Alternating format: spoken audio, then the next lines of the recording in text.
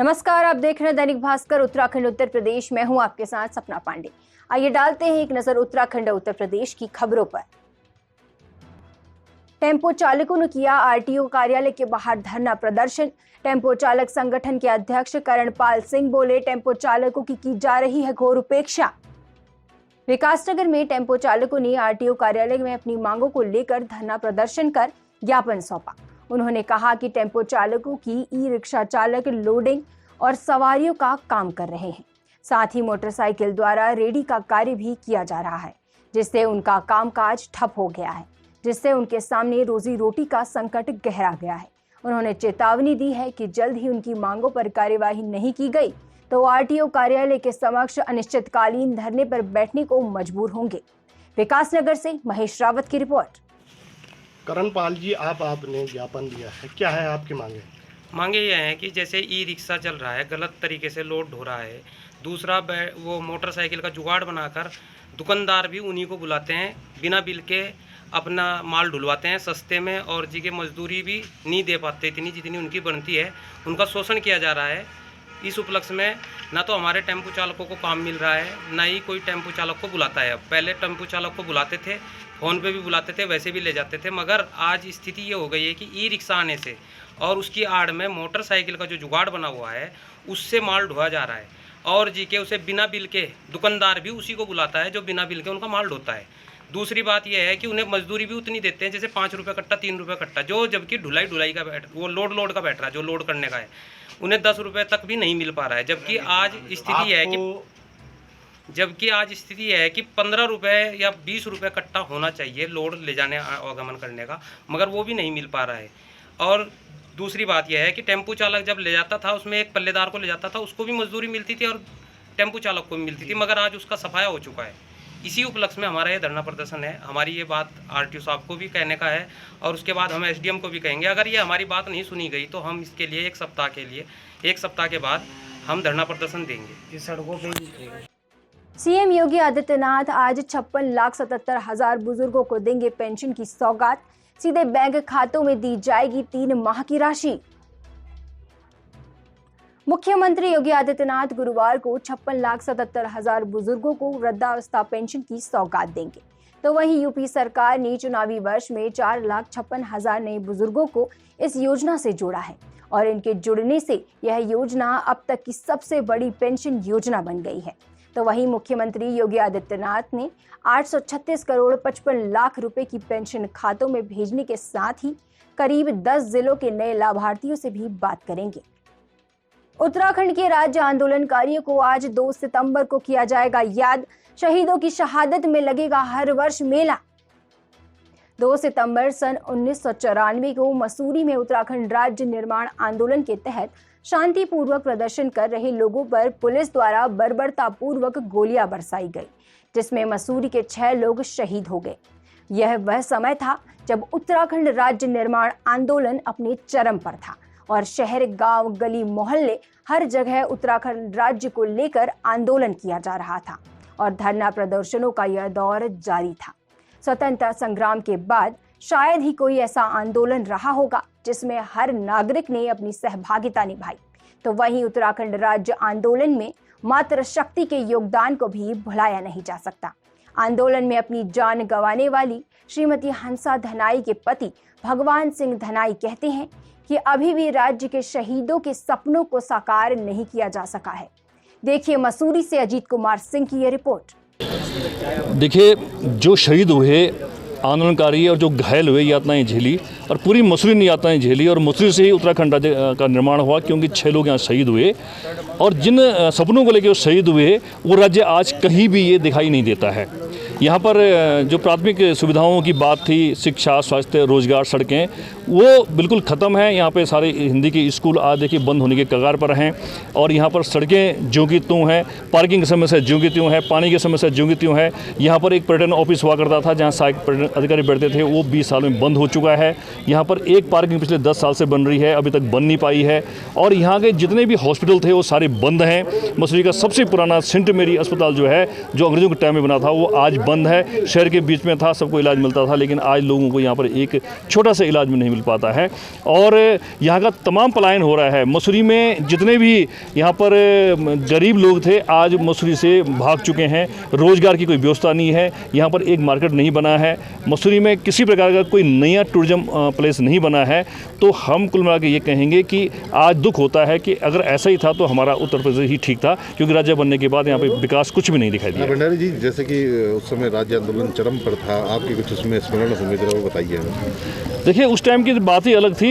स्मरण हमारे तमाम जितने आज बहुत सारे लोग हमारे बीच से चले गए हैं, हुकम सिंह पवार जी हैं, कलम सिंह रावत जी जैसे लोग थे, देवेंद्र मित्तल जी जैसे लोग थे, यहाँ पर वो लोग चले गए हैं। उस समय क्या मजाल थे कि मसूरी में कहीं से कोई भ्रष्टाचार हो जाए, कोई अन्याय हो जाए, कहीं पे कोई समस्या हो जाए, वो लोग आकर के सड़कों पे आंदोलन करते थे।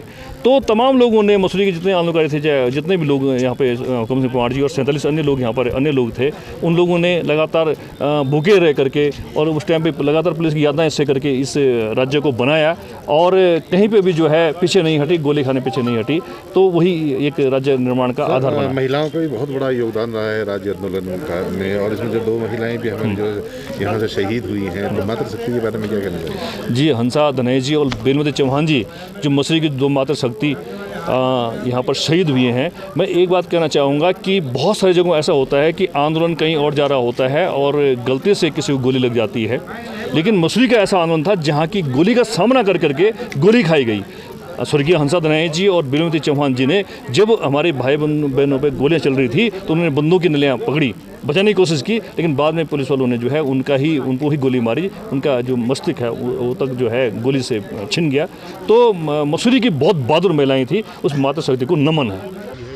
वो तो पूरी हुई नहीं, ना कभी हो पाएगी वो तो अवधारणा, क्योंकि पॉपुलेशन हमारी बढ़ रही है, काम कम हो रहे हैं, रोज़गार घट रहा है, बेरोज़गारी बढ़ी रही है दिन प्रतिदिन। वो तो अवधारणा पूरी, पर जिस अवधारणा से बनाया था उस टाइम पे उस लाइन पे हम लोग चले ही नहीं है अभी तक, बेरोज़गारी का। या आपको कि जो आज जो हमारे उत्तराखंड में जिन्होंने अपनी शहादतें दी हैं, सभी जो है मायूस हैं, वो तो सब सोच रहे हैं कि हम चले गए और क्या। और जो उत्तराखंड राज्य आंदोलन के दौरान जो आंदोलन था वो किस तरीके का था, कुछ उसके संस्मरण आपके पास है, जरा हमें बताइए, हम लोगों ने साझा कीजिए। जो आंदोलन उस टाइम था वो तो स्वस्फूर्त था, किसी से कहने पे नहीं हुआ था। वो तो ये था कि भाई ओबीसी जो है उस टाइम लागू हुआ था उस पीरियड में, तो लोगों ने कहा कि पहाड़ में तो ओबीसी कहीं है नहीं, तो हमारे हिस्से की जो नौकरियां हैं वो जो है प्लेन्स में चली जाएंगी, क्योंकि उस टाइम ये यूपी का हिस्सा हुआ करता था, तो ओबीसी जो है यूपी में थे। तो इसलिए वो सोचा गया था कि भाई कि अगर हमारा अलग स्टेट बन जाएगा तो कुछ हमारे को रोज़गार मिलेगा, और रोज़गार कहाँ पैदा हुआ? रोज़गार तो पैदा हुआ नहीं। आज भी जो है बेरोज़गारों की फौज खड़ी पड़ी है। आज भी जो है राज्य आंदोलनकारी चिन्हीकरण की मांग को लेकर सड़कों पर है, अभी तक चिन्हीकरण पूरा नहीं हो पाया है। चिन्हीकरण तो जैसी जैसी सरकारें आती हैं अपने अपने चहेतों को जो है वो चिन्हीकरण करते रहते हैं, इससे पहले भी ऐसे ही हुआ है ना। और आज जो है शहीद स्थल, जिस तरीके से शहीद स्थल जो बनाया जाना चाहिए था, अभी हमारी बात शहीद स्थलों से बनाए नहीं। शहीद स्थलों का तो यह है जी कि जैसे भी बना था, जो भी था या पुराना ही था हमारा, उनका रख रखाव तक नहीं है। जहाँ इतनी शहादतें हुई है, कुछ चीज़ें हुई हैं जिसका हम कहते हैं कि हमारी धरोहर है, वो धरोहर को कोई देखभाल ही नहीं करने वाला।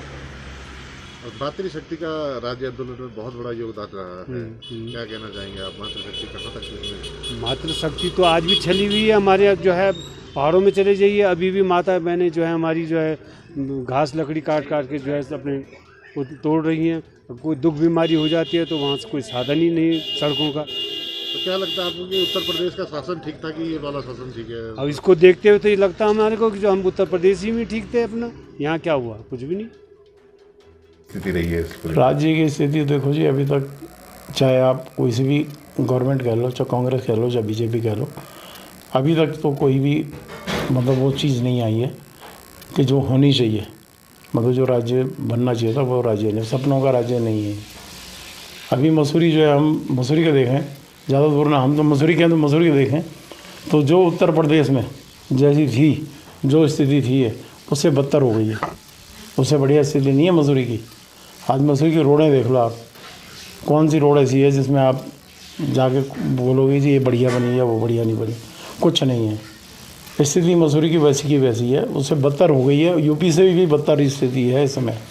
राज्य बन के मतलब कोई फ़ायदा नहीं कोई हुआ है। कुछ नहीं। हाँ, नेताओं का फ़ायदा हुआ है, नेता बने हैं, जो नेता हैं वो बने हैं और जो अफसरशाही हैं वो बने हैं। बाकी जो आम आदमी तो वहीं का वहीं है, आम आदमी कहाँ कुछ भी नहीं।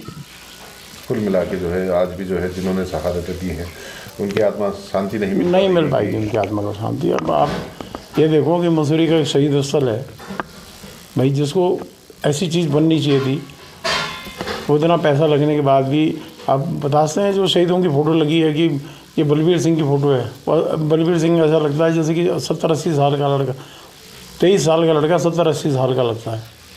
तो 23 साल की उम्र में जो है उन्होंने जो 23 साल की उम्र में शहादत दी, वो लड़का आज उसकी फ़ोटो देखोगे तो 80 साल का लगता है, 70-80 साल का।